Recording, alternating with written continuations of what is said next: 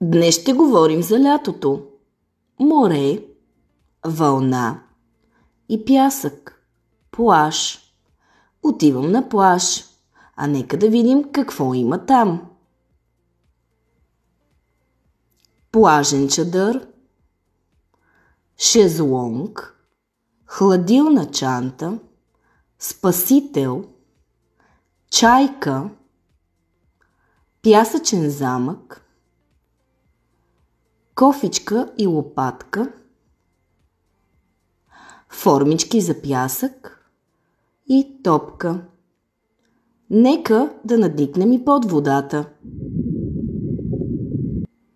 Морско дъно, водорасли, рапан, рак, морска звезда, мида, медуза, октопод, риба.